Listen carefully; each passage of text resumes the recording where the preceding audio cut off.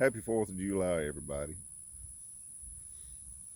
I was sitting here reading the book of Galatians this morning, chapters 4 and 5. And in the first part of chapter 5, verse 1, it says, "For freedom, Christ has set us free."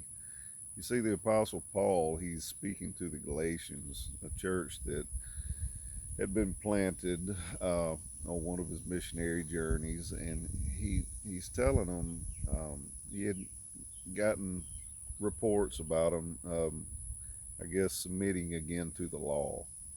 And he tells them that you've been set free from that. Why would you submit again to a yoke of slavery? Don't do that. You don't have to. If you've been set free for freedom, Christ has set us free. You don't have to submit again to a yoke of slavery. Um, a lot of people would say nowadays something similar when we say um, it's not about religion, it's about relationship. Um, in essence, we're not following a religion that says don't touch, don't taste, don't feel, don't do these certain things. If you do, then you're not saved. Um, a lot of the things we should not want to do, that's part of being set free. Um, but that's not the point. The point is, have we received the Spirit? Have we received the Spirit of Christ? Do we have this different outlook, different worldview, different perspective? I guess you could equate it to, I guess, modern day laws of the road. You got 55-mile-an-hour speed limits in a lot of areas. Um, do you go down the road 70 miles an hour looking over your shoulder, worried about the police officer stopping you? Or do you go the speed limit just because you care and you don't want to hurt other people? You recognize the reason that they're there. Um, you see, he's telling them certain things you should want to do as a follower of Christ. It should come natural. But certain things, you know, don't touch, don't taste, don't eat certain things. You don't have to do these ceremonies. All you shouldn't submit again to that. He's telling them that's not the point. You're missing the point if you do. All of these things cause stress, cause anxiety. I've got to follow this law. I've got to do that. If I don't, then I'm going to lose my salvation or something like that. That's not the point.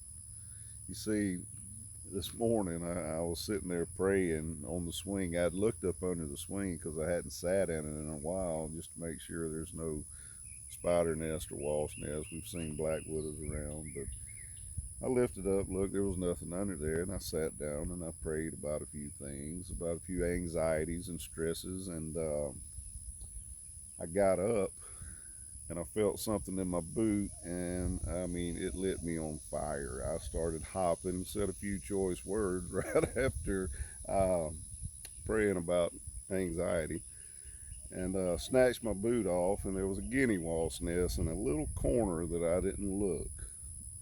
They dropped down in my boot and started stinging me.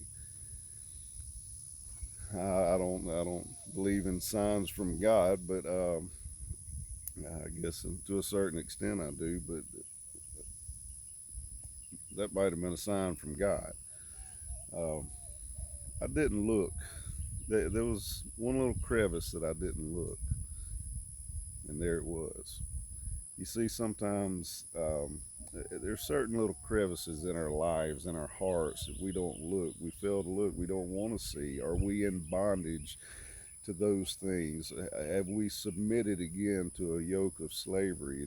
We look, we pray, we try to see, but there's one little corner that we refuse to look, or we fail to look. We miss. And it's usually those little corners that puts us in the most trials and the most anxieties in our lives. You see, Christ, he came to set us free from those things too. But sometimes it takes a little sting to be able to see them, to be able to understand. For freedom, Christ has set us free. Who the Son sets free is free indeed. God bless you. Have a happy 4th of July. Be safe.